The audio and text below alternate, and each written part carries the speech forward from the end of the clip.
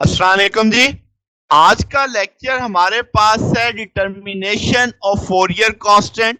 Last lecture में हमने Fourier series का फार्मूला पढ़ा था, तो वहां पे हमने कहा था a naught a n b n हमारे पास फोरियर कांस्टेंट के तौर पे आएंगे। जब आज हम वो फोरियर कांस्टेंट मालूम करेंगे, फिर वहां से अदर फार्मूलाज बताएंगे, फिर हम एक बहुत अहम चीज Fourier series for any arbitrary interval define करेंगे कि उसके लिए जनरलाइज मैथमेटिकल एक टूल बन जाएगा ताकि किसी भी किस्म के हमारे पास जो प्रॉब्लम आता है उसको हम सॉल्व कर सकें।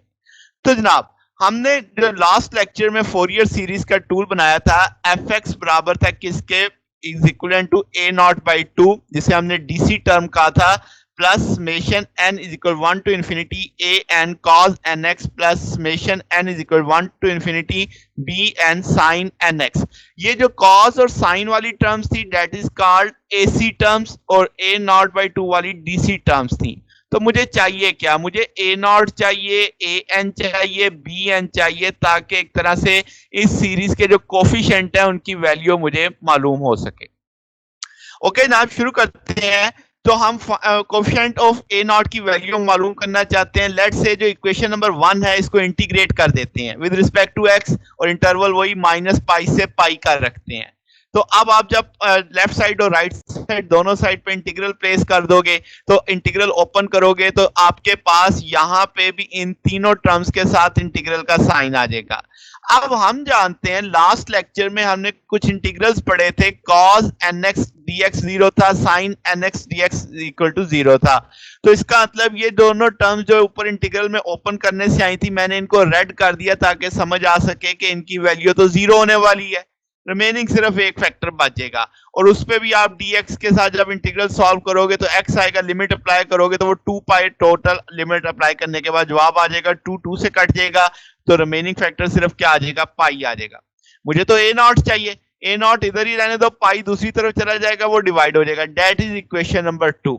ये एक तरह से ए नॉट का एक बेसिक फार्मूला मेरे पास आ गया। याद रखना अब आपने कि ए नॉट बराबर है किसके, 1 ओवर पाई, आपका इंटरवल कहां से कहां तक है, माइनस पाई से पाई तक, f x into d x, that is a naught. मैंने जैसे पहले बोला इसको क्या बोलते हैं, डीसी वैल्यू। अब अगर आप इसको जरा फार्मूले को एक समझने की कोशिश करो तो आपको लग रहा है कि ए नॉट बुनियादी तौर पे आपके पास एक मीन वैल्यू है। किसकी, आपने के बाद जो आपके पास जो फंक्शन था, आपने उसकी एक तरह से एवरेज ली पाई के लिहाज से, यानी कंप्लीट पीरियड के लिए ओवर द पीरियड आपने उसका एवरेज देखा। कैसे, अब आप देखो कि एफ एक्स डी एक्स एक तरह से एरिया है अंडर वन पीरियड, और आपने उसको डिवाइड कर दिया विद वन टाइम पीरियड के साथ। तो आपके पास जनाब क्या हुआ कि आप क्या बोलने वाले हो कि ए नॉट एक तरह से एवरेज वैल्यू या मीन वैल्यू है, जिसमें आप area under one period divided by over time period देख रहे हो कि एक टाइम पीरियड में कितना एरिया जो अंडर वन पीरियड आता है उसकी रेशो है। ठीक है, अभी हम इसकी एक मिसाल देखते हैं तो आपको और ज्यादा अच्छा समझ आ जाता है कि मैं कहना क्या चाह रहा हूं। जैसे मिसाल के तौर पे आप देखो कि आपके पास एक डीसी मोटर है जो एक सर्टेन वोल्टेज पे ऑपरेट करेगी। अब डीसी मोटर तो समझते हो ना, तो अब आपके पास जो वेव शेप, आपके जो वोल्टेज आपके पास अवेलेबल है वो इस शेप में है। तो अब आप क्या करो कि उसका एरिया निकालो अंडर वन पीरियड। ठीक है, तो अब वो एरिया अंडर वन पीरियड आपने जैसे ले लिया, यहां से आपके पास है तो 1 ओवर 2, इसका 2 पाई, इसका वो आ गया आपके पास बेस हाइट 10, इसकी हाइट लेट से ले लेते हैं 10 वोल्ट पीक वैल्यू मैंने कंसीडर की है, तो 2 2 से कट जाएगा, आपके पास 10 पाई जवाब आ जाएगा।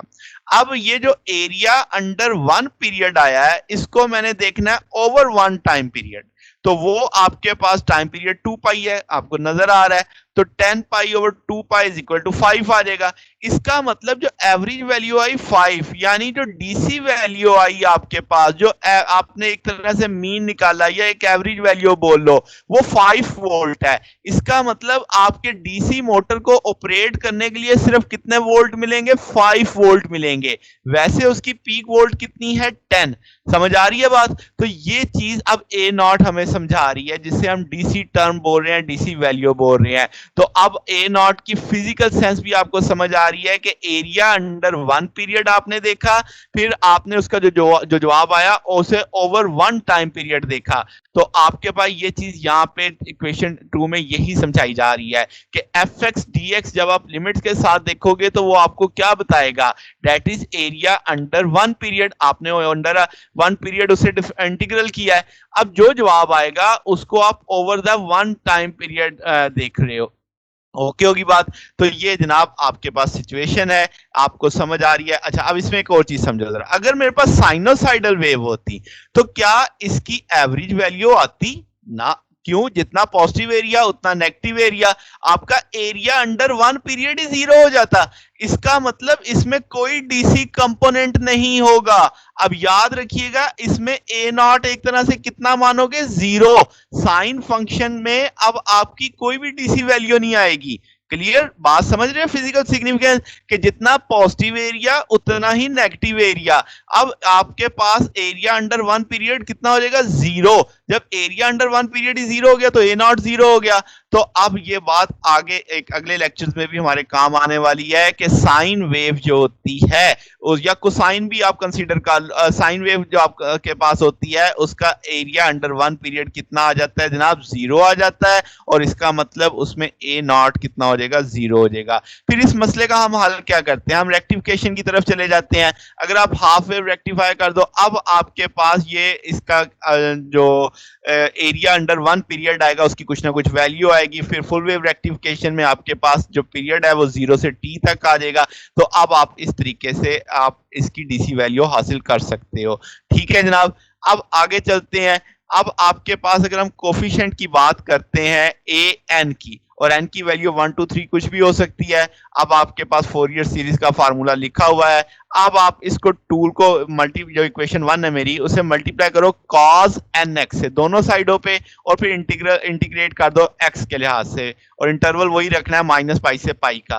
तो अब आपने लेफ्ट साइड राइट साइड पे भी cos nx मल्टीप्लाई कर दिया, इस टर्म के साथ भी आ जाएगा, इस टर्म के साथ भी आ जाएगा, इस टर्म के साथ भी आ जाएगा। तो वही चीज मैंने की, cos nx cos, यहाँ पे पहले से था cos स्क्वायर nx और cos nx sin nx आ जाएगा। फिर इंटीग्रल कर लिया माइनस पाई से पाई, माइनस पाई से पाई। अब ये इंटीग्रल इन तीनों फैक्टर्स के साथ बारी बारी जा लगेगा। अब आपके पास जब पहले का इंटीग्रल लोगे तो cos nx dx का इंटीग्रल हमने पढ़ा हुआ है, वो हमने जीरो पढ़ा था। फिर आपके पास cos nx sin nx dx का इंटीग्रल भी हमने जीरो पढ़ा था। तो इसका मतलब ये दो फैक्टर तो खत्म हो जाएंगे, सिर्फ ये फैक्टर बचने वाला है। तो अब आपके पास एक जनरल वैल्यू आपने ए एन के लिए डिस्कशन कर ली। अब आप इस समेशन का साइन खत्म कर देंगे। आपको पता है एन की वैल्यू 1 से इंफिनिटी तक चल रही है।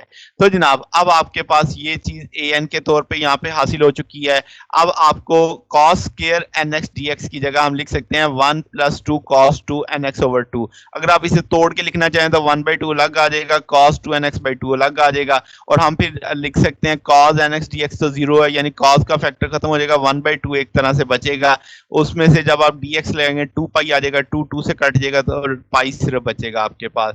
तो वो आपने दोबारा से इस चीज के इक्विवेलेंट समेशन में ले आए। यहाँ पे समेशन का साइन मैंने मिस किया था। तो अब आपके पास पाई की वैल्यू अब आप कैसे लिखते हो? पाई की वैल्यू कितनी आ जाएगी जनाब?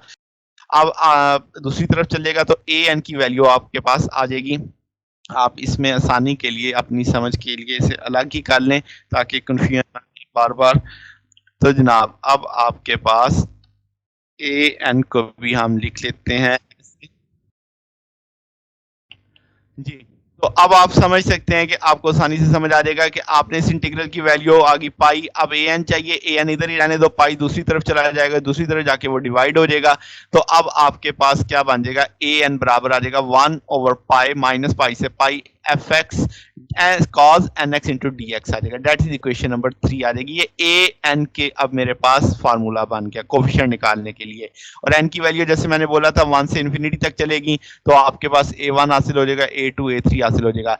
ए एन क्या है? जितनी भी आपकी कोसाइन वाली टर्म्स आने वाली हैं उनका एम्पलीट्यूड है। यानी first harmonic amplitude a1, second harmonic amplitude a2, third harmonic amplitude आपके पास 3 आ जाएगा, सो ऑन सो आप इन्फिनिटी तक जा सकते हैं। ठीक है, अब आपको bn चाहिए, अगेन आप इक्वेशन नंबर 1 मैंने लिख दी है। अब आपके पास दोनों साइड पे साइन nx से मल्टीप्लाई करेंगे और आप फिर इंटीग्रल कर लेंगे x के रिस्पेक्ट से, और इंटरवल वही लेने वाले हैं माइनस पाई से पाई। अगेन आपने इधर भी साइन nx से मल्टीप्लाई कर देना, तीनों टर्म से मल्टीप्लाई करेगा तो sine nx sine nx sine nx, और साइन यहाँ पे पहले से था साइन स्क्वायर में आ जाएगा। इंटीग्रल ले लिया माइनस पाई से पाई तक, इधर भी माइनस पाई से पाई तक इंटीग्रल खोलेंगे तो इन तीनों फैक्टर्स के साथ इंटीग्रल जा लगेगा। अब आपके पास साइन nx भी हमने पढ़ा हुआ जीरो है, साइन nx कॉस nx भी जीरो है, तो रिमेनिंग फैक्टर्स ये आ जाएगा। अब आपने यहाँ से क्या किया कि आपने इस फैक्टर को लिख दिया साइन स्क्वायर nx को 1 माइनस कॉस 2 nx ओवर 2 लिखा जा सकता है, कॉस nx 0 होता है, तो अब आपके पास 1/2 बचना था, वो dx के साथ आप सॉल्व कर देंगे तो आपके पास 2 पाई आ जाएगा, 2 पाई 2 से कट जाएगा तो सिंपल पाई बचेगा। बी एन किसके बराबर लिखा जाएगा, 1 ओवर पाई दूसरे एंड पे चल जाएगा, माइनस पाई से pi cos f x sine n x d x, ये इक्वेशन नंबर 4 आ जाएगी। बी एन भी अब आप 1 से इन्फिनिटी तक ले सकते हैं, वो भी क्या है, एम्पलीट्यूड ऑफ साइन टर्म्स। अब आपकी जो पहला साइन टर्म आएगा, फर्स्ट साइन हार्मोनिक आएगा, उसका जो एम्पलीट्यूड है, सेकंड वाले का, थर्ड वाले का, इसी तरीके से आप वैल्यू निकाल सकते हैं। अब ये जो 3 फार्मूले आपने निकाले हैं, अब इन तीनों फार्मूलों को ऑलर फार्मूला ही बोला जाता है, यानी ये जो तीनों ए नॉट, ए एन और बी एन आए, ये क्या कहलाते हैं, ये आपके पास ऑलर फार्मूला ही कहलाते हैं। क्लियर होगी बात? तो आपने तीनों को हल करने का तरीका सीख लिया है, तीनों का अब आपको पता है कैसे ये फार्मूले बने हैं आपके पास, और इनको क्या नाम देने वाले हैं हम, ऑलर फार्मूला का नाम देने वाले हैं। अब इस सिमेट्री की बुनियाद पे एक चीज और देखते हैं कि अगर मैं कहूं कि मैं माइनस पाई से पाई का इंटरवल ले रहा था, मैं कहता नहीं जी माइनस एल से एल का इंटरवल लो, आपके पास क्वेश्चन किसी भी रूप में आ सकता है, तो अब आप जो इंटरवल बनेगा वो आपके पास इंटरवल एन 2l हो जाएगी, क्योंकि माइनस एल और एल के बीच में जो इंटरवल है वो 2l का आएगा आपके पास। ठीक है, आप इसे 0 से 2l कंसीडर कर लो। तो अब आप फोरियर के जो कोफिशिएंट है वो किस सूरत में लिखेंगे, यानी ए नॉट कैसे लिखा जाएगा, अब 1 ओवर पाई था तो 1 ओवर एल आ जाएगा, 0 से 2l तक एफ एक्स डी एक्स, और ए एन किसके बराबर आ जाएगा, 1 ओवर पाई था 1 ओवर एल आ जाएगा, 0 से 2l की लिमिट आ जाएगी, एफ एक्स कॉज, यहाँ पे एन एक्स था सिर्फ, अब क्या आएगा, N pi x over L आ जाएगा। ठीक है, और इंटू डी एक्स आ जाएगा। सेम इसी तरीके से बी एन है, 1 ओवर पाई की जगह 1 ओवर एल आ जाएगा, लिमिट 0 से 2l आ जाएगी, साइन आपके पास N pi x over L आ जाएगा, इंटू डी एक्स आ जाएगा। अगर आप गौर करो तो आप एक तरह से पाई बाई एल से इंट्रोड्यूस कर रहे हो यहाँ पे वहां के पहले की निस्बत। तो अब आपके पास अगर आप सिमेट्री के पहलू से देखें तो आपको याद हो जाएगा कि भाई आपने पाई की जगह एल ही प्लेस किया है, तो आपके पास एक तरह से एक जैसे फैक्टर आपने इंट्रोड्यूस किए, तो आपकी इसमें और इसमें कोई चेंज नहीं आएगी। ठीक है, बात समझ रहे हैं? तो आपके पास अगर आप पाई को एल के इक्विवेलेंट समझते हैं तो एल बाई एल तो खत्म हो जाएगा ना, अगर तो आपके पास N pi x over L का एक शेप आ गई। अब जो चीज हमने समझनी है वो बड़ी अहम है, वो है Fourier series and arbitrary interval. Let say a b एक इंटरवल है, इसमें ए बी के अपोजिट साइंस भी हो सकते हैं, सेम साइंस भी हो सकते हैं। आप इस इंटरवल में 0 को इंक्लूड भी कर सकते हैं और 0 को एक्सक्लूड भी कर सकते हैं।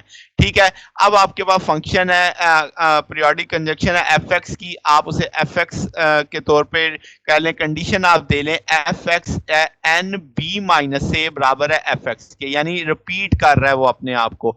ठीक है, पीरियोडिक फंक्शन है, एन की वैल्यू 0 ले लोगे तो ये 0 आ जाएगा, 1 ले लोगे तो यहाँ पे b माइनस ए आ जाएगा, 2 आ जाएगा तो 2 इंटू बी माइनस ए आ जाएगा।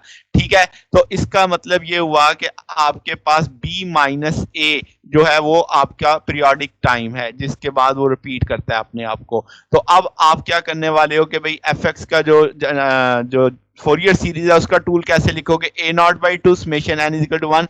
अब आपके पास a n cos 2n pi x over b minus A.